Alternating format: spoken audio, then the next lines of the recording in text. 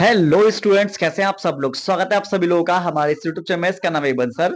मैं आज आप लोगों को 2023 और 2024 के पेपर के आधार पर मैं आप लोगों को बताऊंगा कि आप लोगों के 2025 में किस तरीके के जो प्रश्न हैं, वो आप लोगों के जो लॉन्ग क्वेश्चन हैं वहां से पूछे जा सकते हैं। तो आपको बता दें, ये 2023 का मेरा बोर्ड एग्जाम का पेपर है। इसमें दे रखा है मनुष्य के नर जनन तंत्र का सचित्र वर्णन करो।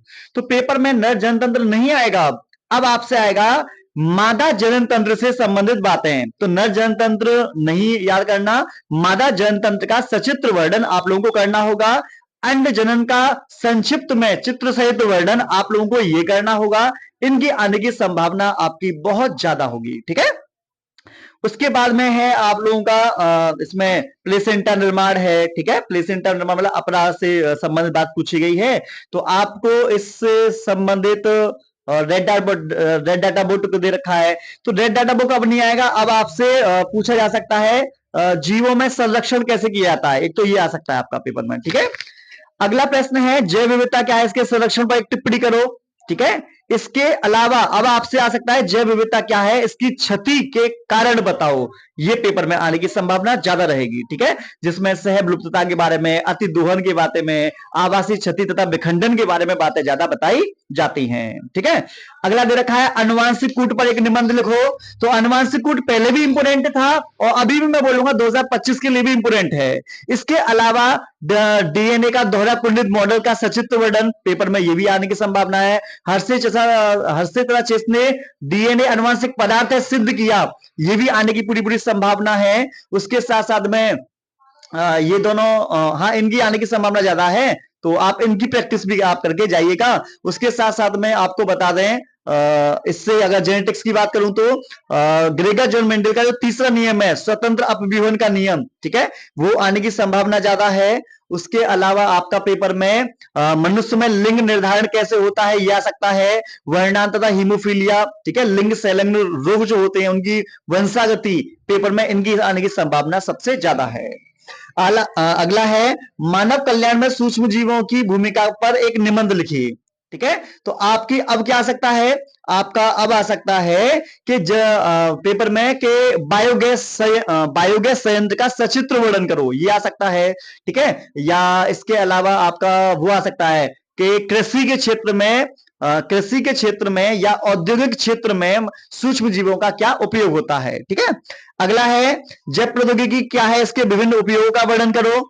तो आपको बताया जैव प्रौद्योगिकी जब वो बोल सकता है कि जीन इंजीनियरिंग किसे कहते हैं, जीन इंजीनियरिंग से हमने किन किन चीजों को हमने तैयार किया है, आपसे ये भी पूछा जा सकता है, ठीक है। तो ये तो था अभी आप लोगों का 2023 में, ठीक है। अब बात करते हैं, ये है 2024 मतलब पिछले साल में जो पेपर हुआ था, ठीक है। तो उससे संबंधित है, आप लोगों को मैं दिखा भी देता हूं। देखो 2024 348 जीसी ने जीजे कोड है। तो इसमें लॉन्ग क्वेश्चन कौन से दे रखे हैं वो भी मैं आपके सामने दिखा दे रहा हूं।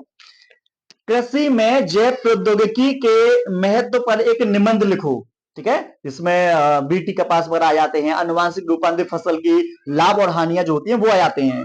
तो कृषि में जैव प्रौद्योगिकी के महत्व ने बोल दिया, हो सकता है अगली बार आ जाए कृषि ना बोलकर चिकित्सा के क्षेत्र में जैव प्रौद्योगिकी का क्या महत्व है, पेपर में ये आ सकता है, ये याद करके जाना।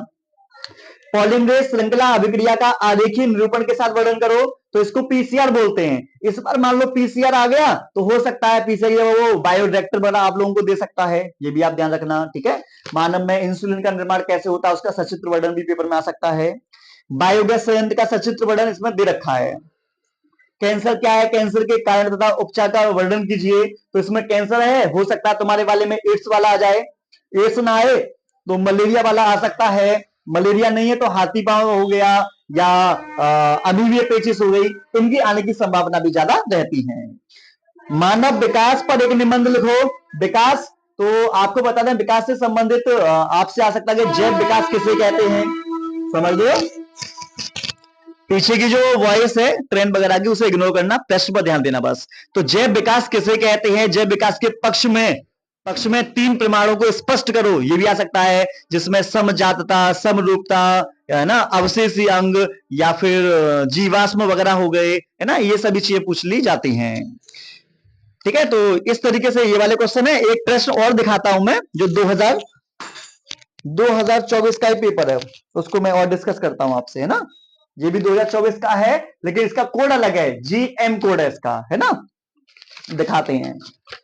इसमें दे रखा है, रासायनिक उर्वरकों और कीटनाशकों के उपयोग को कम करने में सूक्ष्म जीवों के उपयोग पर संक्षिप्त विवरण दीजिए।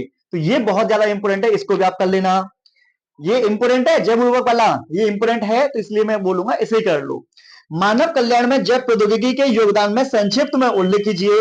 तो बायोटेक्नोलॉजी का जो उपयोग है मानव के लिए कैसे किया गया है, उसका आपको इस्तेमाल बताना है। कैसे कृषि में किया है, चिकित्सा में कैसे किया है, या अन्य चीजों में हमने इसको कैसे किया है।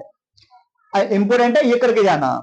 मानव जीनोम की प्रमुख विशेषताओं का वर्णन करो। मानव जीनोम परियोजना जो है इंपोर्टेंट है, ठीक है। विभिन्न सहायक जनन प्रौद्योगिकी का वर्णन करो। तो ये भी आप लोगों से पेपर में पूछा जा सकता है। इसमें ZIFT, GIFT, AI, ये सारी चीजें पूछी जाती हैं। मेंडलीय बेकार का विस्तार से वर्णन करो। बेकार का मतलब बीमारी होती है, अगली बार मेंडल के नियम आ सकते हैं। प्रभाविता का नियम, पृथक्करण का नियम, स्वतंत्र अभिव्यंजन का नियम, ये नियम पूछे जा सकते हैं। पारितंत्र की परिभाषा लिखिए। इसके जैविक एवं अजैविक घटकों का सचित्र वर्णन करो। तो ये जो है, ये तो भाई पेपर में अभी भी आने की इसकी संभावना है। तो इस तरीके से आप लोगों ने देखा कि 2023 और 2024 में कौन से प्रश्न आए हैं और कौन से प्रश्न की आने की संभावना और है, वो मैंने आप लोगों को पूरा डिटेल में बता दिया है। तो आप जाइए, तो देखिए और याद कर लीजिए, ठीक है। चलो।